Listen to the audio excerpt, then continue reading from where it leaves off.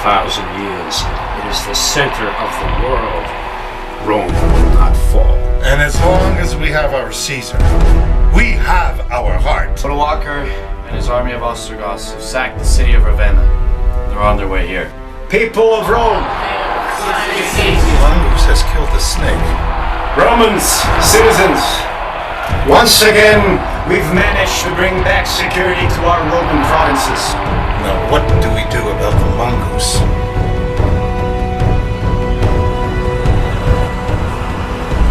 We just defeated the greatest enemy Rome has ever known. Roma! Do you hear what our honorable patriot Majorian would tell Now us? that we've defeated Attila, We're doomed! it's only a matter of time that the Germans unite against us. One last time!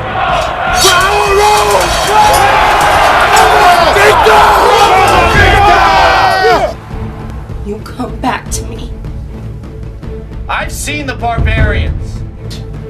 I've smelled them. You think that you can predict the omens of Rome? Thousands of them. Change the will of Rome? We must negotiate a solution as the Senate always has. Greed and bickering that corrupts man. You're just a general. We are the Senate. Senatus, Patres and Conscripti, the center, the heart, the funds of Rome. You will oppose the will of the Roman Senate, the heart of Rome. It is like you, father. Let it be known in the four corners of the empire that this is my son, Aetius Patrius Majorian, the future commander of all the Roman armies, my son.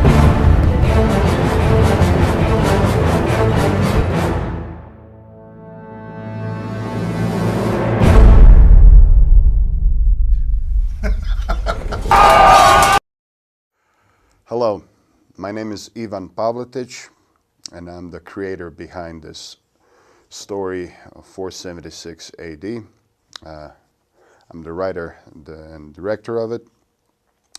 What you have seen now is the first book, chapter 1, the last light of Ares, and I hope you already have seen the first movie, 476 AD, chapter 1, the last light of Ares, of which now you've seen the trailer, and now we're going to go towards chapter 2.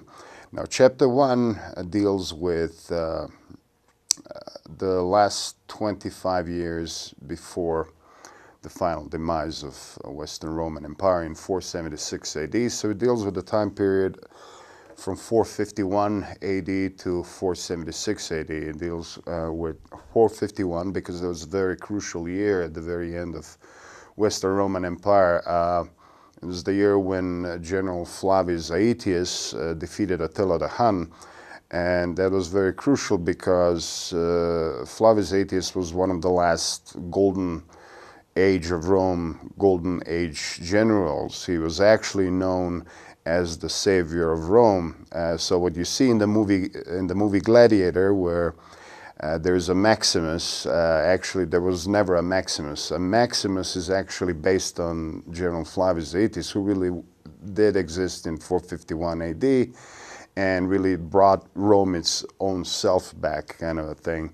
And the whole aspect of a jealous Caesar who ends up murdering the general because the general was more popular than Caesar himself is actually the case with Flavius Aetius and the Caesar Emperor Valentinian III, which couldn't stand the fact that one general, Flavius Aetius, would be more popular than the Caesar, the emperor himself. So the emperor actually had Flavius Aetius murdered.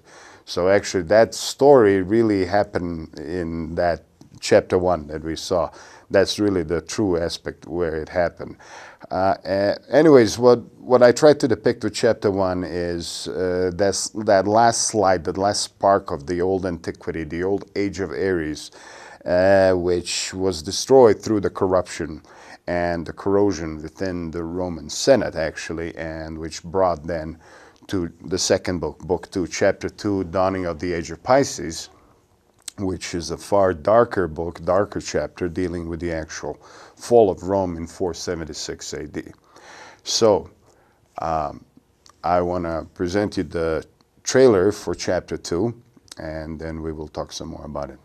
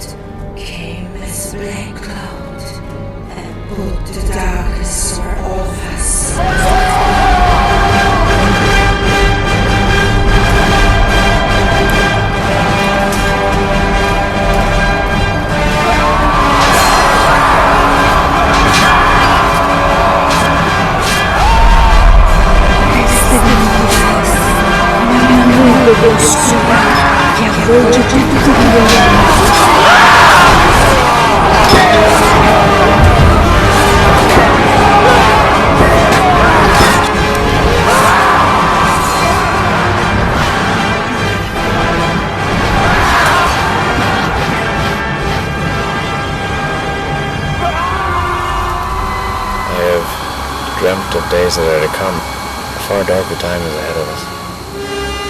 Far heavier and colder than the sunny light days of Rome that we are used to. You come back to me.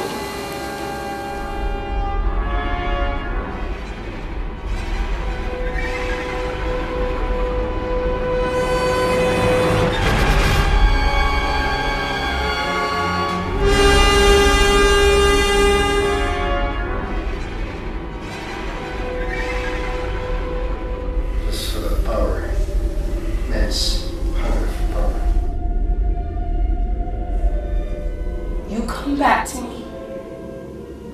I'll come back to you, Valeria. I promise.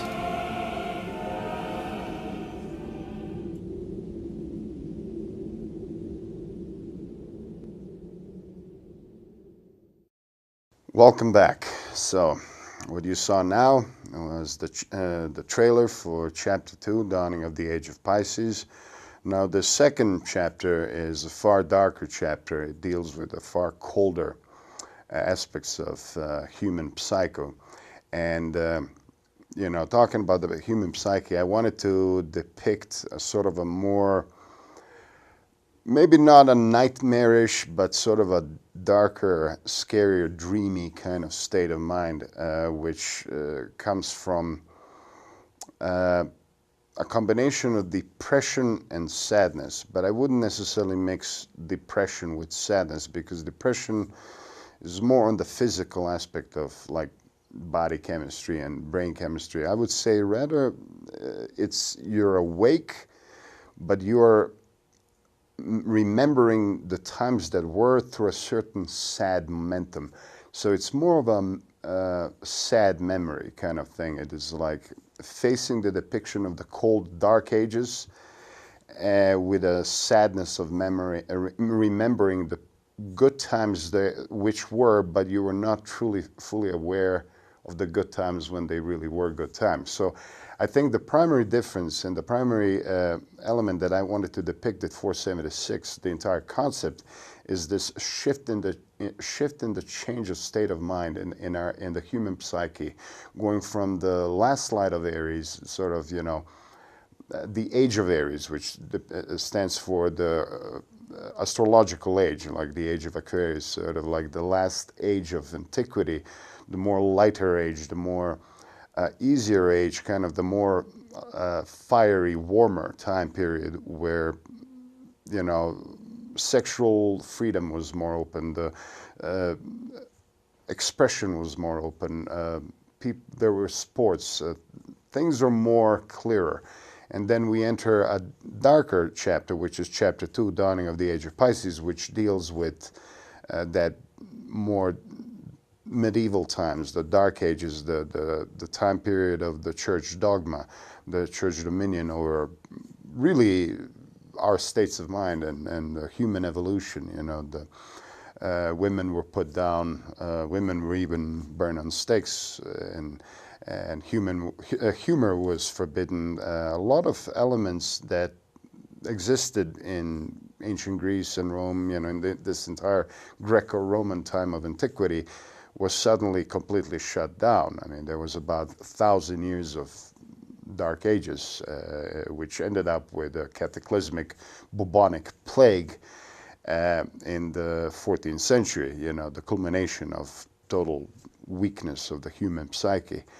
And this is something that I try to depict with this 476 AD concept, is that shift in the state of mind going from one extreme to another.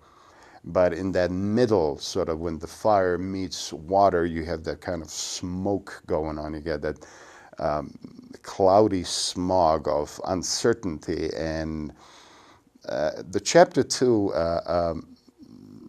goes into that direction. There's a whole sequence, which will you now see in the actual movie. There's a whole sequence of a dream, of a nightmare, of a premonition of the future, which I wanted to show, call it Nostradamus type of a premonition, but sort of a correlation between the shift between Aries and dawning of the age of Pisces, let's say some 1600 years ago, and then sort of that dawning of the age of Aquarius, an interesting paradoxical correlation with 1969 Woodstock kind of shift and change in the state of mind of the sexual revolution, freedom of thought, freedom of expression, and a lot of things that were not around just a decade before, let's say 1969. And there's this parallel that I wanted to depict, but I wanted to depict it as a time period before that.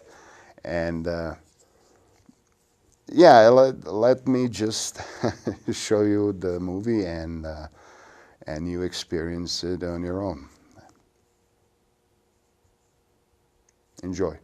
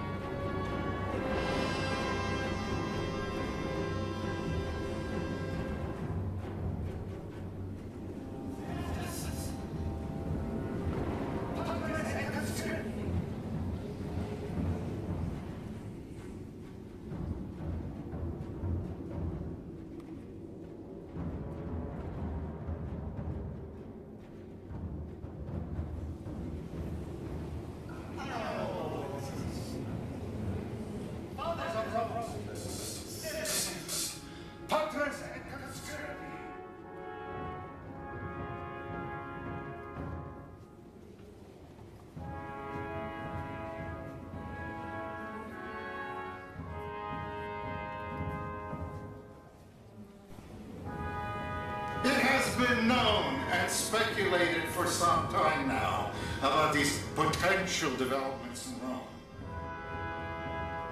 But we must not jump to any quick conclusion.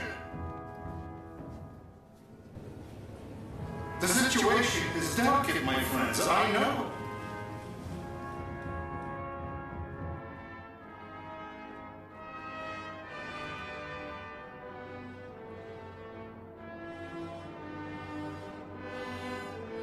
One thing is certain. The Senate cannot submit to any mindless speculations. We must negotiate a solution as the Senate always has. Therefore, the Senate cannot succumb to any simplistic solutions. My Caesar.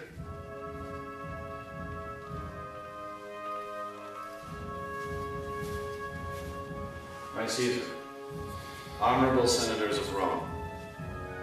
General Aetius, Yes, my Caesar. what news do you bring us? Odoacer and his army of Ostrogoths have sacked the city of Ravenna. They're on their way here. I'm afraid the omens are bad, my Caesar. Omens? And what omens would that be, General Aetius? Honorable Romans, citizens, senators of Rome, do you hear what our honorable Patrius Majorum would tell us? We're doomed! As commander of all the Roman armies, I don't feel adequately appropriate reporting to you, honorable senator. Oh, but this is the Roman Senate, the will of the people of Rome.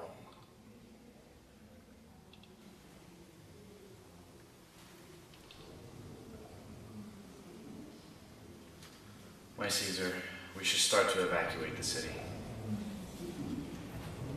Rome has existed for over 1,000 years, young Aetius. For all those centuries, the Senate of Rome has been the heart of Rome. Rome cannot fall. Evacuate? You think you can predict the omens of Rome? Change the will of Rome? You're just a general. We are the Senate, Senatus, Patres et Conscripti, the center, the heart, the fathers of Rome. You would oppose the will of the Roman Senate, the heart of Rome? Fathers of Rome. Heart? You? Look around you. Can't you see what's happening? You want to talk about the heart? You want to talk about the heart of Rome? You must first have a heart. We have our Caesar.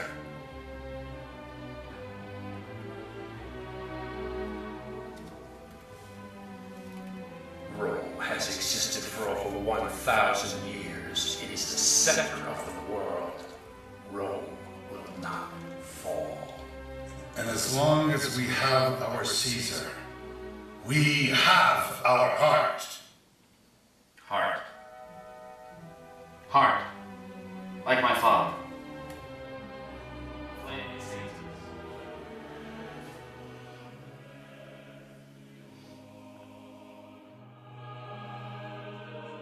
Rome will fall. It's just a matter of time. Fall! How dare you! Yes! Fall! Or do you want me to lie? Like you. And tell you what? How the gates of Rome are safe? How there is no danger? No barbarians waiting to come in and crush us.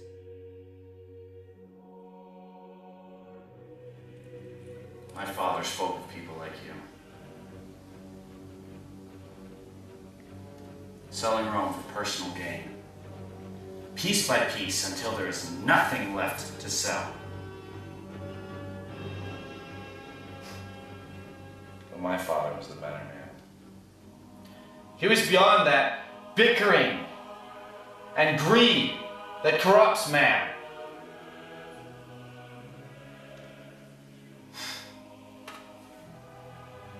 That's why he had to go. That's why he had to be killed. That's why he had to go. Isn't it? Isn't it?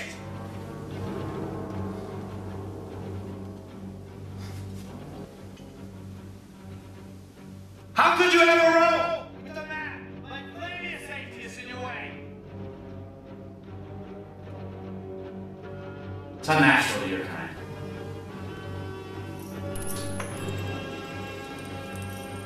All that Rome is worth to you is the value of denarii you've been selling it for all these years.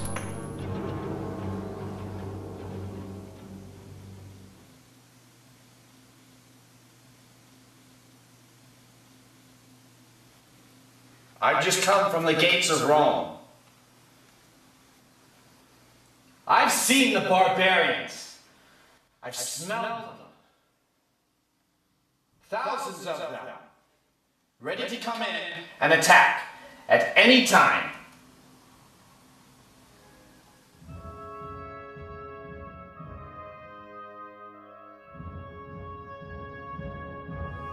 Wake up! Our Rome is falling! Aetius. Yes, my Caesar. Dear Aetius. Patrius Majorian, you, of all the warriors of Rome, the most Roman of them all. I remember you when I was a little boy, and out of all the defenders of Rome, I always looked up to you the most. The true defender of Rome. My Caesar, we can still get you to safety.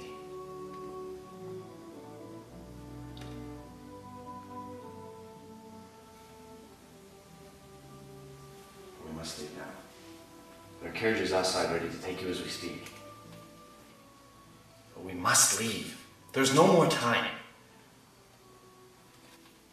The south of Rome is still defended by the legions.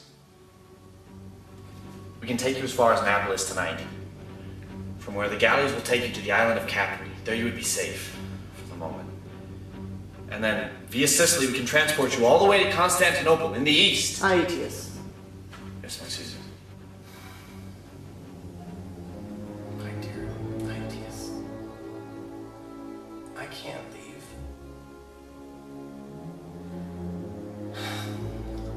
I belong here. These are my people.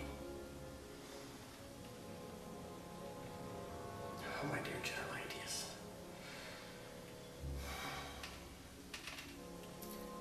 If it is the will of God that Rome shall fall, then my place is with her.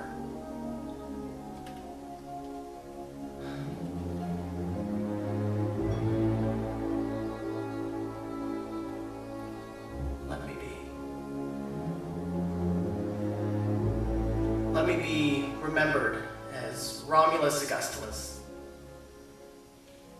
who stood with Rome until the end. Yes, my Caesar.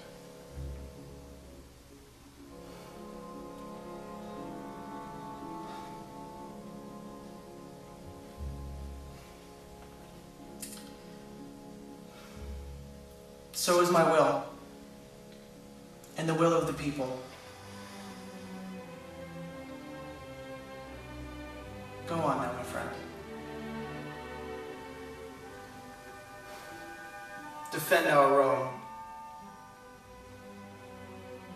Give it your rest. Strength and honor.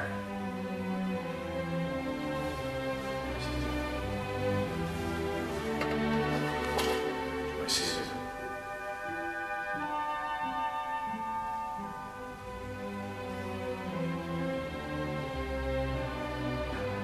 Strength and honor.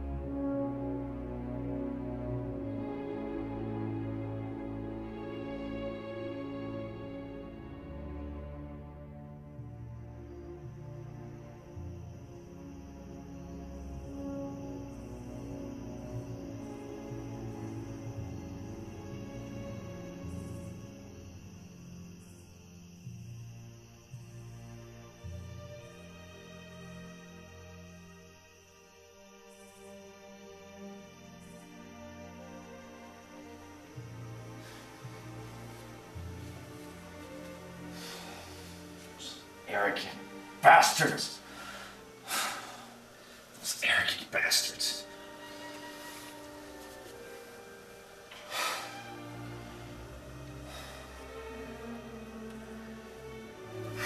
I felt I was right about the Senate, that's what I think.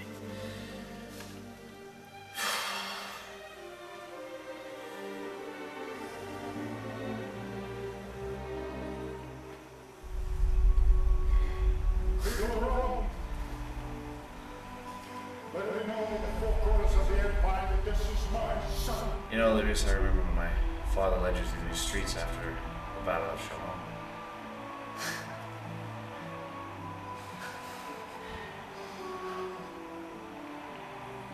That was a sight to see. I remember.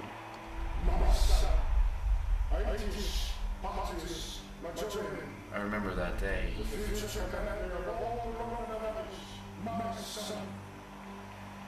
He told me.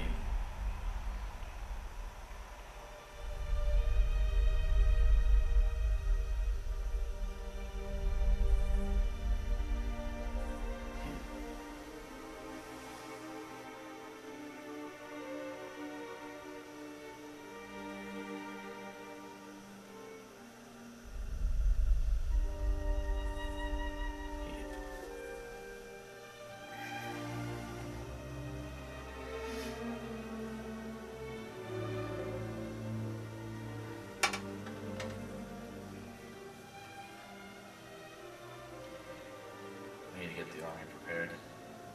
Have everyone in formation. Every man knows his position. We're ready.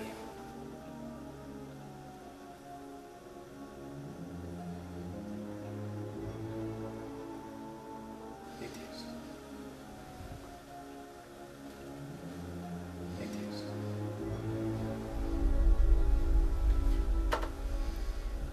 Go to your wife. It's all right. You have a good army behind you. We have at least a day before they come. There's still some time.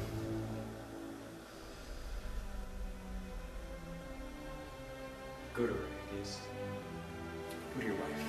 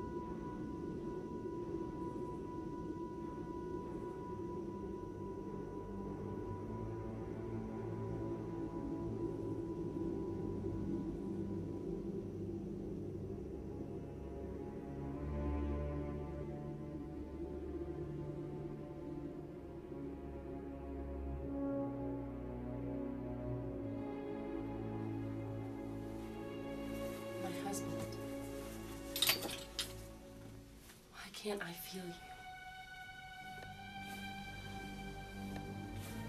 Why? Valeria, it's not that easy. Why? Why are we so beautiful and filled with so much dread? What is wrong? Tell me.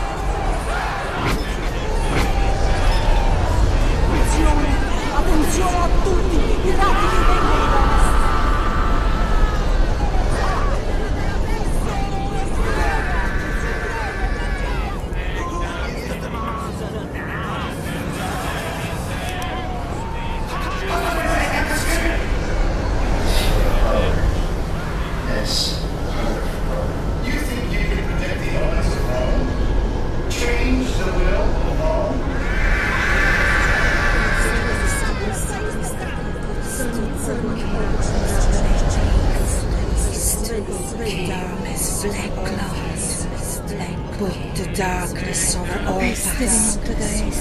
Come una nube di oscurità che avvolge tutti gli uomini.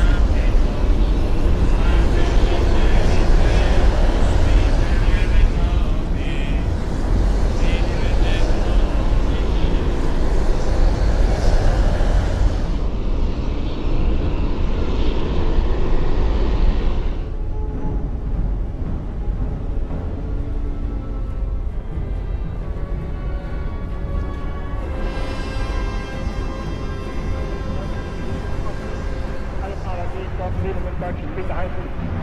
Denn Wahl und Handel. Seit Monaten leiden wir alle unter der Qual eines Deutschland zu verbrechen und wenn notwendig zu verteidigen bis zum letzten Atemzug.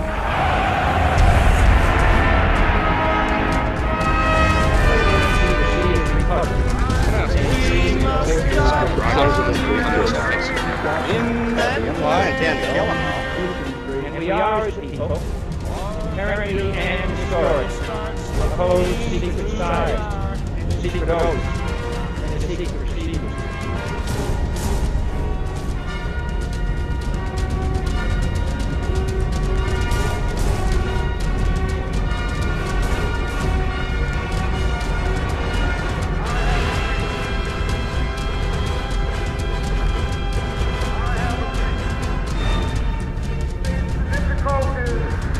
Of today and tomorrow, I still have a dream.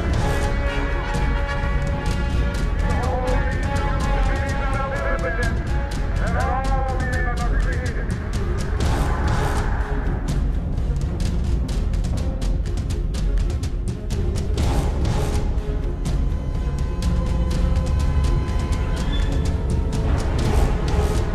Injustice.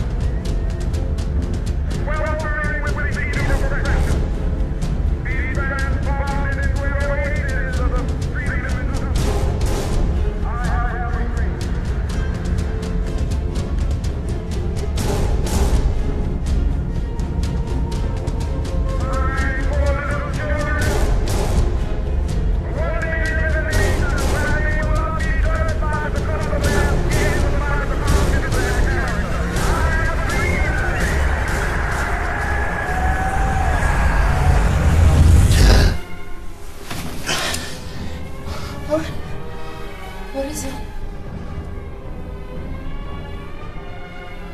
God. Oh my God. Oh God. What? I don't know how to explain it.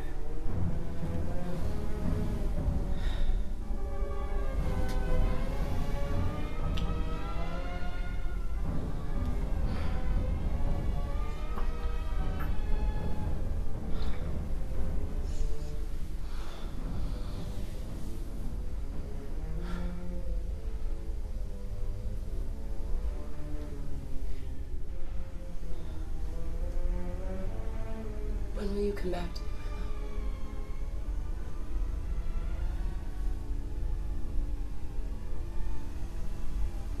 I don't know.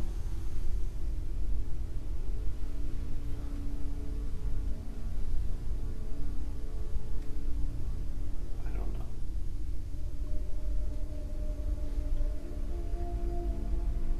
We'll lead the armies tomorrow because I love you.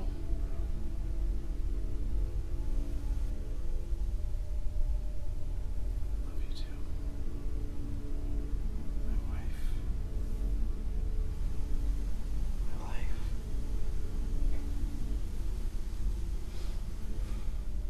My life.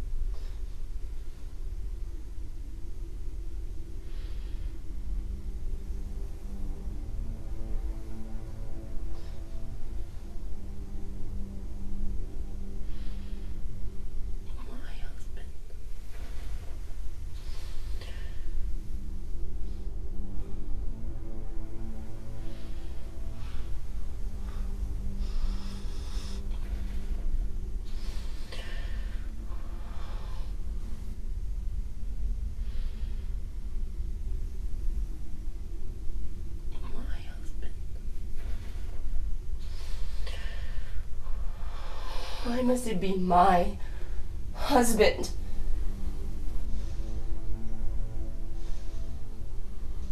My husband. My husband. Why? My husband! Why? Son of a bitch, I hate you! Men and their wars! Why? This fucking war! Valeria, look at me. Darling. It's okay.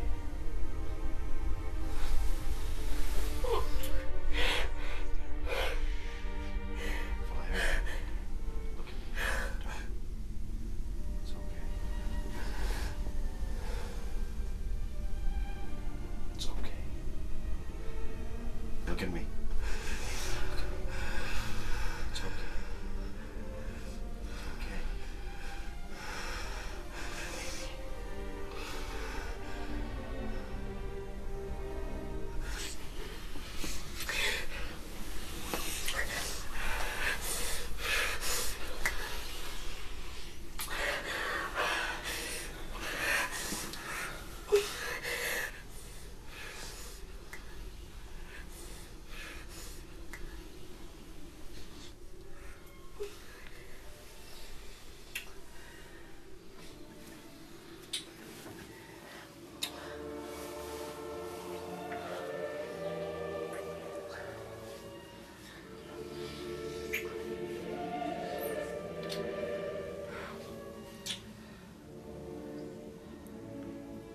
You come back to me.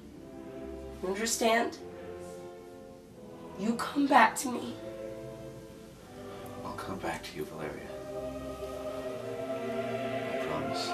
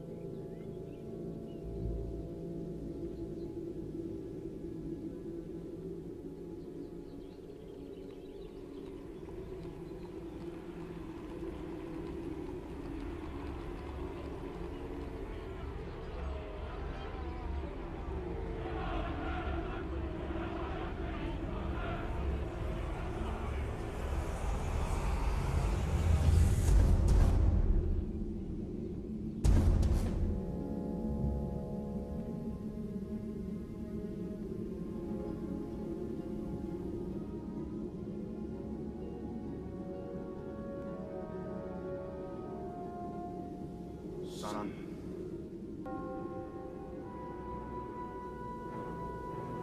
Son. One day,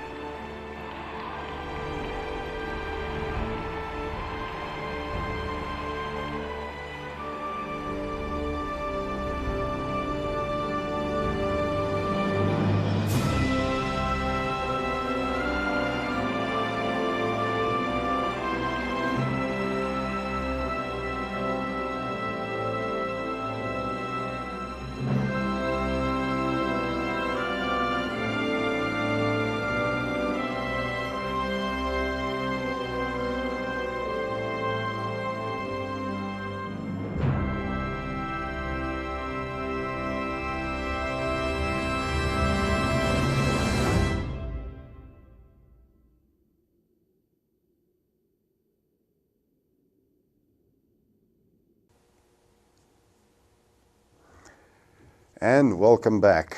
So I hope you liked this, what I call it, my Schubert's Eighth Unfinished Symphony, kind of the unfinished cut, the unfinished version of the sequel, Chapter 2, Dawning of the Age of Pisces. I cut this version, this cut I cut right at the battle sequence.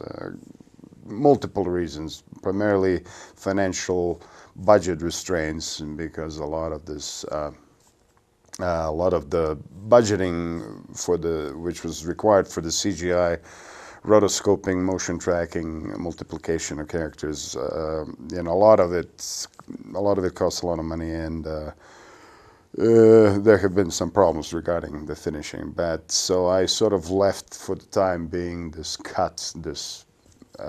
chapter 2, Dawning of the Age of Pisces, a little bit like what I call a Schubert's unfinished. You know, when you look at the budget restraints and then the compromising of the quality versus getting something more fashionable, it is for us the more poor indie, non-Hollywood, low-budget style filmmakers. The actual physics of it, the physicality of the actual production becomes more technical. It becomes more realistic. As much as I consider myself an artist, you know, you need money to actually make something happen. So, like, you can make a movie with little money, but you cannot make a movie with no money. You know, just the uniforms alone, just all the armor and all the shields and everything that you saw in both chapters, that alone cost me, from my own pocket, some $27,000 or so. This is, what, 5 years ago. You know, a lot of this project was pretty much paid from my own pocket, mostly. And when you look at it, it's sometimes you have to make things happen because you have the vision and the time is right. And if you wait too much for, you know, companies, distribution companies, and etc., you know, production companies, these big houses, getting your project ahead and investing something like $50 million of their own money into it, you know, you might end up just waiting forever. And sometimes you just have to bite the bullet and make the best out of what you have. And what I'd like to suggest, you know, to future filmmakers, to any, you know, young, passionate filmmakers who have a vision, don't be afraid. You know, if there's a lack of self-confidence, a lack of that certain element of insecurity, what the society might think, what the audience might think, you know, the society expectations, don't worry about it, because if you have the artistic vision now, and you know it is the right thing, the momentum is here, the time is right, don't worry about what somebody might think or say, because the truth is permanent. That which you do from your heart right now will make sense. If not now, in 5 years, in 10 years from now, in 20 years from now, in 30 years from now. If it is true, it'll make sense. You know, art as an art form, be that filmmaking or my real art is painting and drawing. I've been a painter and a drawer artist primarily all of my life, and you know, as a painter, I know that when you paint and draw something, you're not doing it for the society's expectations. You're really doing it from your heart, and I think that's really what matters. Be that music, same thing. If you're writing music from your heart and you feel it, it is the right thing to do. Trust me, it will last if it is honest. So whatever you do, make sure it comes from the heart. Make sure that it is true. And don't worry what others will say. Don't worry about fashion. Fashion comes and goes, but that which is true from the heart will stay, and it'll remain permanent. And I think with this, call it experiment, let's say, which is one of my experiments, it's not the only one, but the 476 AD concept Saga, it is something that I think is meant to make you think. At least I'm hoping so. It's meant to make you possibly open your sixth sense, you know, open your eyes a little bit, open your mind a little bit. You know, I think that thought versus just reaction, you know, momentary gratification is sometimes better. I think the dreamy state of mind, which is depicted in chapter 2, for instance, in Dawning of the Age of Pisces, I think this dreamy state of mind you know, what you saw with that nightmare sequence sort of sums up this concept that I have tried to achieve. And you know, I can only wonder how will this concept be perceived in 10 years from now, and how will it be perceived in 20 years from now. I only hope that the primary concept which deals with these human epochs, you know, this evolutionary state of mind, is depicted in a way that that society, or you know, public or audience, whatever you want to call it, will remember this. At least that's what I hope as an artist. So I hope you enjoyed this, and see you next time.